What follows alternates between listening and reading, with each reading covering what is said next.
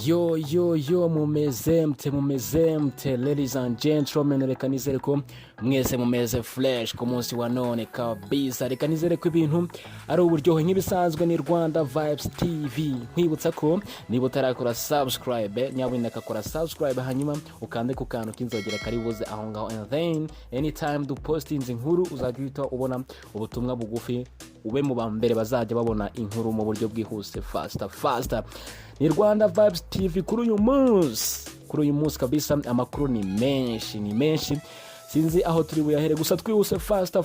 So iyi ni inkuru nziza by the way ku bahanzi nyarwanda ndetse n'abandi bafite aho bahuriye na showbiz nyarwanda. So ikiswe Karisimbi event ni association cyangwa se company yateguye bimwe mu buryo bwo guhemba abahanzi, indirimbo, aba DJs, ama radio stations, aba promoters bitwaye neza muri uyu mwaka wa 2019 mbere yuko turangiza. So icyo yateguye rero ni kiswe Rwanda Made in Rwanda Awards 2019. So no kuvuga ngo hari ibyiciro bigiye bitandukanye, hari indirimbo, hari ama labels. So twihuse cyane, Song of the Year iraza kuba Naremeye ya The Band, tuza kuva kwa Alion Buzindo ndetse na Brace Kungola, kuva kwa Sani Maria Jane ni Gisupu ndetse na Mavi kuva kwa Social Mula. No kuvuga ngo izo ndirimbo nkubwiye aho ngaho indirimbo zakoze akazi gakomeye cyane uyu mwaka wa 2019. So gusa bashaka gukuramo indirimbo imwe yahize izindi. Nihuse cyane nanone bafashe kuri Entertainment TV Show of the Year. So bafashe The Link Up, iki ni ikiganiro gikorwa kuri TV10, gikorwa n'uwitwa DJ Neon cyangwa se Leandre niyo mugabo. Bagafata hari n'ikindi kiganiro cyitwa Flash Mix kiva kuri Flash TV ndetse B-side kuva kwa Ziggy Double 5. Ingini B-side ikorerwa kuri TV1 ndetse na The Jam RTV, ikiganiro gikorwa na Lucky Man Nzeyimana. Kwiyose cyane Music Label of the Year, hari kina Music, The Main, New Level, Incredible, Kiundo Entertainment. Nanone bagafata ku cyitwa Female Artist of the Year. Uyu ni umuhanzikazi cyangwa se igitsina gore kiba cyarakoze akazi gakomeye cyane uyu mwaka. Hari uwitwa Clarisse Karasira, uyu nguyu we ni mubi cyane, Aline Sano, Marina, Odia Intore ndetse na Teta Diana. So nuko nguko bihagaze muri rusange.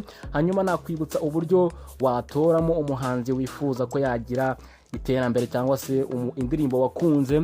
Uburyo bwo gutora nta bundi rero, urajya kuri internet wanditse kemo wa@karisimbievent.com. right away barete baguhereza tableau iriho ama category agiye atandukanye. Urasangamo Best Artist of the Year, hanyuma uraklikaho hanyuma hareta haza liste y'indirimbo wakunze. Biraterwa na category wakoresheje, hanyuma ubashe kuba wahereza umuhanzi cyangwa se ijwi umuhanzi ukunda cyangwa se DJ wagushimishije. Harimo byinshi bigiye bitandukanye, harimo Best DJs of the Year, harimo witwa DJ Mano, harimo witwa DJ Lenzo, DJ Anita Pendo, DJ Phil Peter n'abandi bagiye batandukanye. So iki ni igitaramo kini gikorwa kizabera hiswe Convention Center ni tariki 20 z'ukwezi kwa karindwi 2019. By the way, ubwo nateguraga ino nkuru bari bakipostinga ayandi mafoto, niyo mpamvu ntabashe kuba nabya uploadinga byose ngo mbibereke. Gusa uko ndaba nkomeza mbaganiriza kuri iyi nkuru muragenda mubona andi ma categories agiye atandukanye kuri screen zanyu. Nibisanzwe rero ni Rwanda Vibes TV. Nyaboneka niba utarakora subscribe, kora subscribe, utangizo comment, share and like. Ni ibintu by'agaciro cyane, turabakunda cyane. Nabitse ko kandi dusigaye dutwikirana kuri Instagram we Rwanda Vibes Entertainment. Nyarukira kuri Instagram kandi follow nampereze message, hanyuma tujye tubana 5 kuri 5 kabisa. Nge nitwa Chris, ndabakunda mwese. Ciao.